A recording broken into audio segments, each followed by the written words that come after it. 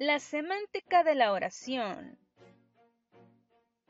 Durante los últimos años han avanzado mucho las teorías relativas a la estructura semántica de la oración. La comprensión de la sintaxis pasa por la comprensión de la semántica, porque una misma estructura sintáctica puede corresponder distintas estructuras semánticas. Desde la gramática tradicional, ya hubo que echar mano de la semántica para explicar determinados elementos sintácticos o morfológicos, que de otra manera quedaban incompletos. Así ocurría con la clasificación de los tradicionalmente llamados complementos circunstanciales, cuya división es temporal, locativa, modal, entre otros. Es puramente entonces semántica. Fue Chomsky uno de los pioneros en buscar estructuras subyacentes a lo que el oyente escuchaba, y ahí que acuñara el término de estructura profunda para referirse a esos elementos semánticos, al menos parcialmente semánticos, relacionados en buena medida con la lógica. Así pues, el valor de la semántica para expresar las estructuras sintácticas está fuera de duda. Para validar la afirmación anterior, veamos algunos ejemplos. A. Juan daba regalos. B. Juan recibía regalos. Muy bien. La estructura sintáctica de A y B es la misma. Sintagma nominal más sintagma verbal más sintagma nominal. O si usted prefiere, sujeto más verbo más objeto.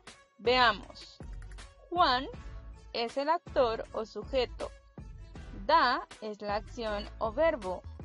Un regalo pues es el complemento o el objeto. Contrarrestémosla con el ejemplo B. Juan recibe un regalo. Sintácticamente cumplen la misma fórmula. Sintagma nominal más sintagma verbal más sintagma nominal. Sin embargo, semánticamente, ambas oraciones tienen un significado distinto. En la oración A, Juan da un regalo a alguien, pero en la oración B, Juan recibe un regalo. Por lo tanto, podemos concluir que ambas oraciones poseen la misma estructura sintáctica. Sin embargo, cada oración significa algo totalmente diferente. La ambigüedad de las estructuras sintácticas no existe en las estructuras semánticas. Constantemente hablaremos de recurrir a ellas para explicar el uso de determinadas construcciones sintácticas, mas no de significado. El análisis de los componentes semánticos de la oración es uno de los elementos que ocupó los estudios del lingüista francés Tesnier. Este lingüista parte del hecho de que el verbo es el núcleo sobre el cual giran todos los elementos de la oración. Por tanto, dentro de un esquema jerárquico, él es el elemento fundamental que servirá de columna vertebral al resto de la oración. Esquema actancial. Tal como lo expuso Tesnier en sus elementos de sintaxis estructural, la oración es como una obra de teatro, sí, donde los verbos son la acción, donde los sujetos son los actores y donde los complementos circunstanciales o las circunstancias son el decorado o la decoración. Muy bien. Es importante mantener esta jerarquía, dado que el primer elemento, la acción o verbo, es el centro de todo el proceso, tal como ya lo indicamos, y es el que da pase a los segundos, los actores o actantes o sujetos. Además, puede o no haber un decorado. A veces no hay circunstancias. Puede haber cierta dificultad en distinguir entre actantes y circunstancias. Ambos elementos no se identifican con los complementos directos e indirectos y circunstanciales. Es decir, En una obra de teatro puede haber un monólogo, por lo tanto, solo puede haber un sujeto y un verbo. Sin embargo, en una obra de teatro también puede existir un elenco de actores, como en una oración puede existir los sujetos y los complementos oracionales o funciones sintácticas. Sin embargo, cuando digo que hay oraciones que solo tienen verbo y obviamente sujeto, pensamos en concordancia, donde el verbo automáticamente revela quién es el sujeto.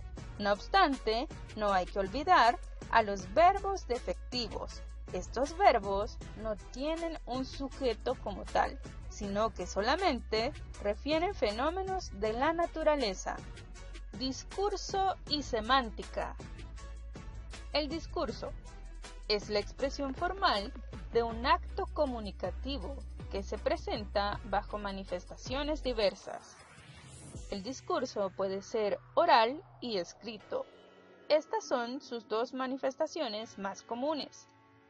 Desde el punto de vista formal, el discurso suele constar de una serie de oraciones, pero desde el punto de vista del significado, tiene una naturaleza dinámica. Por ello, no es posible describirlo en términos de reglas, como es el caso de la oración, sino de irregularidades. Veamos.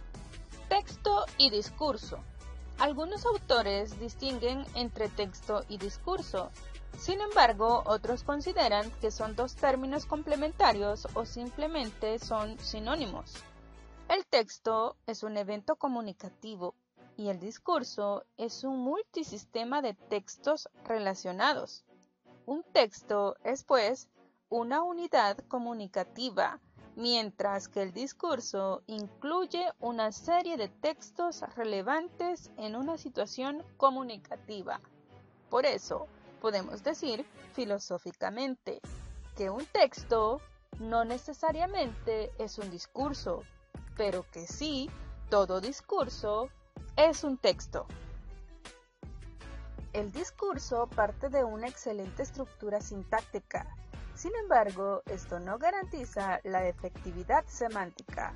Entonces, el discurso como evento comunicativo lo constituye la textualidad, y esta reúne las siguientes características. Cohesión. Sus diferentes proposiciones han de conectarse según las reglas de una determinada lengua. Coherencia. Aceptable por parte de los interlocutores. Informatividad. Es decir, que aporta información nueva en mayor o menor grado. Adecuación al contexto de situación. Intertextualidad, con conexiones adecuadas con otros discursos anteriores. Por su parte, Holiday resalta que el discurso es una unidad semántica y que a su vez también es un constructo socio-semiótico. Desde la perspectiva semántica, Holiday resalta también el carácter funcional de su propuesta porque estos subsistemas o componentes, es decir, la sociedad y la semiótica, se agrupan para construir una de las metafunciones presentes en el lenguaje. El discurso es un evento sociológico que crea significado y el que lo percibe lo configura y lo modifica a partir de su realidad social creada. La palabra hablada o escrita normalmente desencadena una interpretación en quien la percibe o la lee, en un proceso muchas veces inconsciente y automático. Tanto es así que hace mucho tiempo, en la época clásica, se pensó que el lenguaje era transparente, en el sentido que no había opacidad entre el signo y su contenido, y que por tanto era posible descifrar lo que quería decir. Asimismo, el valor representativo de las lenguas radicaba en su capacidad para analizar, duplicar, componer y ordenar las cosas representadas. De hecho, también se creía que las categorías del lenguaje coincidían con las categorías del pensamiento, razón por la cual Todas las lenguas expresaban de modo diferente el diseño perfecto de un lenguaje común y universal. Veamos y comprobemos lo que dice Holiday, que el discurso es un constructo social y semiótico. Cada quien entiende y configura el mensaje a partir de su realidad creada. Veamos el siguiente meme.